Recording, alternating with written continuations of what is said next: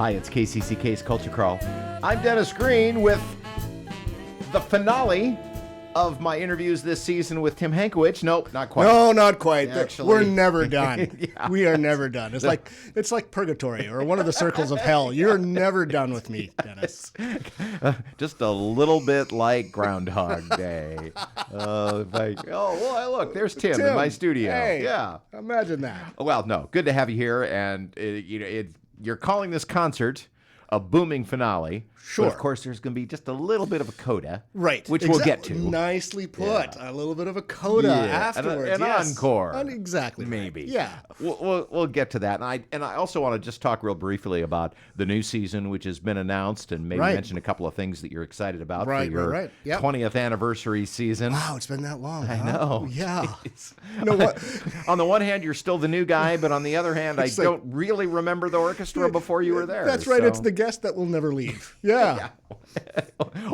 Once again, our theme of the same stuff over and over and over again.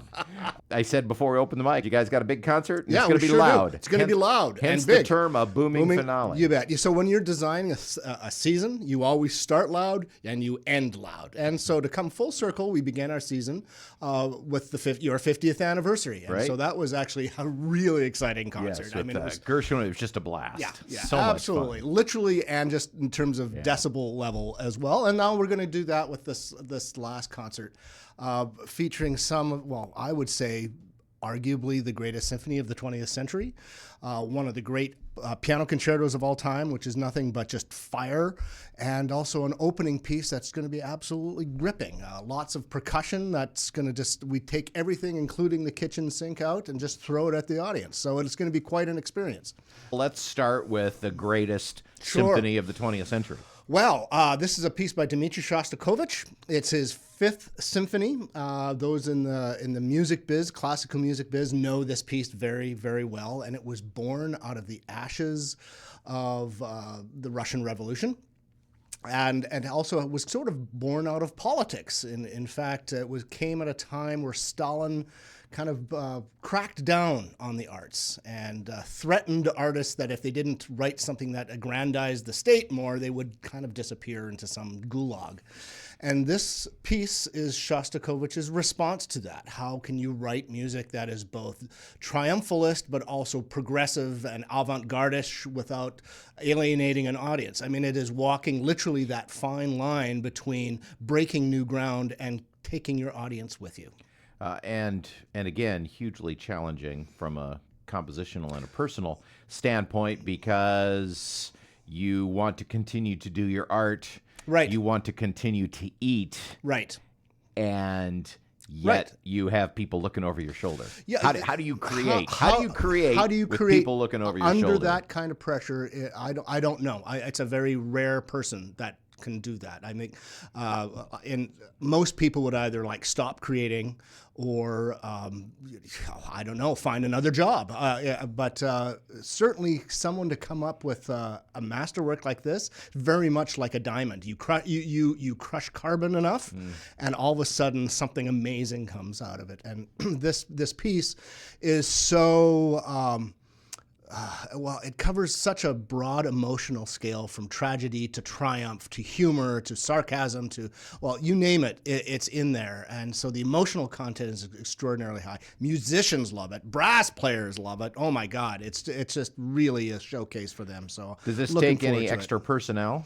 Yeah, let's see here. In this day and age, no. I mean, it's probably about as large of a standard orchestra that you would get now. Not quite as, there's lots of percussion, but not as quite as big as, let's say, the first piece that we're doing on the program by Jennifer Higdon, which has a lot. I think the more you get to contemporary, to today, music, you'll see a lot more percussion being used.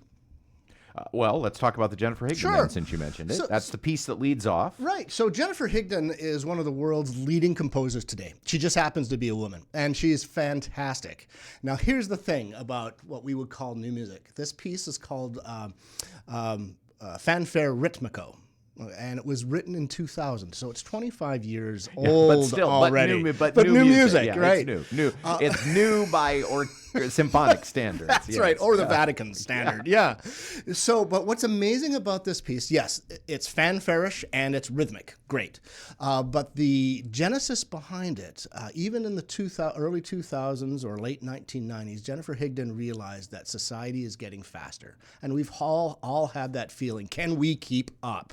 And so that's what this piece was really designed. Its use of rhythm and the way it uses rhythm is very much trying to capture the fast pace of life and musically ask that question, can we keep up? And I mean, that is a valid question that we're continuing all to this day. As someone who just had to change all his login passwords to use his computer at work. Brilliant. And got locked out twice in the process. You know, that is so fun. Me. That is so fun, and I know that everybody just enjoys that when things like that happen. You know, and so I think the subtitle of this concert would have been "Times Are A-Changin'," because the symphony that Shostakovich wrote was right at the seam of a time of incredible change, societal change. Jennifer Higdon's piece, same thing, and even the Liszt Piano Concerto, the second piano concerto that we're doing, comes at a time where of kind of personal crisis for Liszt. I mean, here's a guy who literally was one of the first rock stars. I mean, basically was performing to tens of thousands of people and literally had the rock star lifestyle, and was such an amazing pianist, but he also wanted to be known as a serious composer. And so ironically, when he was writing his piano concertos, something that you would think he would excel at, he had writer's block because he just said, I'm not sure if this idea is good enough. You know, how can I write a piece that also shows off the bravura technique that no one else in the world can do, but can I write it in a way that will survive me through generations and be recognized as a masterpiece? Yeah. And the answer is yes. And the answer is yes. Totally did it. And Miko Komanami is going to be joining us. She's one of my favorites. In fact, she played for us. She played a Mozart piano concerto for us maybe 7 years ago, and I remember telling her, hey, it's going to be a while before I can come back to you, but when I do, is there a particular concerto that you want me to reserve for you? And without missing a beat, she said, Liszt's second piano concerto. And I said, wow, everybody plays the first, but the second, that's kind of swanky. So this is a piece that's rarely played because of its technical demands, and it's also it's not obscure. I think pianists actually prefer the second over the first, but the audiences get to hear the first a lot more often. So Miko's deep cut. Miko's deep cut. But anyway, so all of these pieces are come at a time in history or in a person's personal lifetime of great change and uncertainty. So times, they are a-changin'.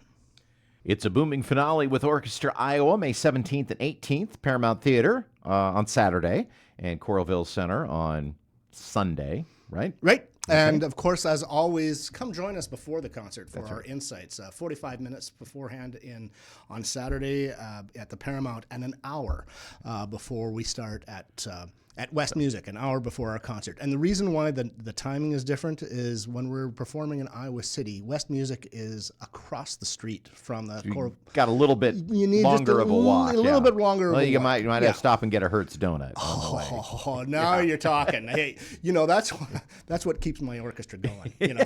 I feed them on cholesterol and donuts. Yeah. So you're calling it the finale. It's not quite the finale because you've got this little tiny concert coming up in June that you'll be in to talk about later, but you're probably thinking about that a little bit already. I will tease it just because I'm proud of this, because we're the first orchestra in the world to do this, and we're the one who came up with it, the idea, and that is to play at the ballpark at Veterans Memorial Stadium or Colonel Stadium, and we're going to be showing Field of Dreams on the Jumbotron. And at the same time, the orchestra is going to be seated between second and third base. And when we show these films with live music, it's the film as you've always known them, but the musical soundtrack has been scrubbed from it. And the orchestra plays the score, the film score, in real time with the movie. And we're going to do that at the ballpark so you can enjoy a beer and a hot dog and see one of the most iconic movies that celebrates Iowa.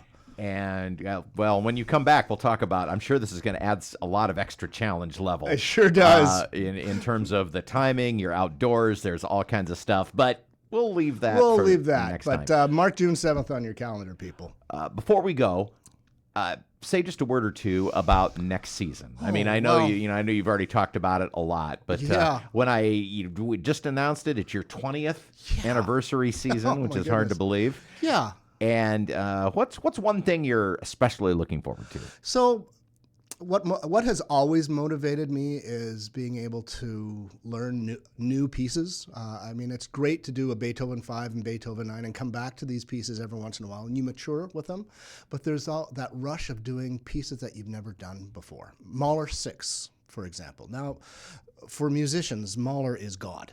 Almost up there with Bach. I mean, musicians will come crawling on their hands and knees over broken glass from states away to play Mahler. And we're doing I think one of his greatest symphonies, Mahler 6. And so it's a real bucket list piece for me.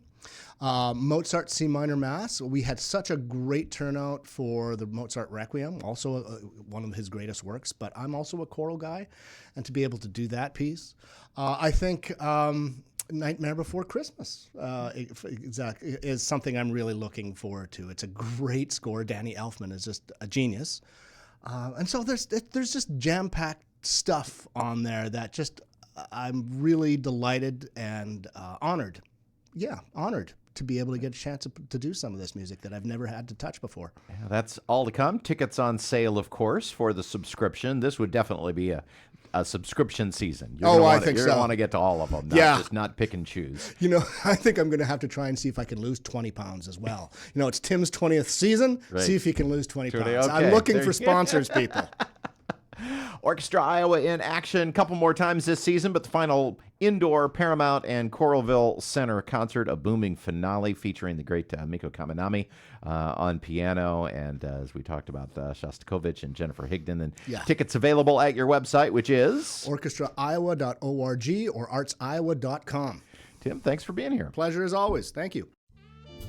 You can hear the Culture Crawl live on the radio most weekdays at 10:30, on demand at kcck.org/culture, or subscribe using your favorite podcast player. Watch our videos on the KCCK Facebook and YouTube channels. Our producer is Lydia Kilgore. The Culture Crawl theme is composed by Vivian Shanley. I'm Dennis Green, and I'll talk to you later.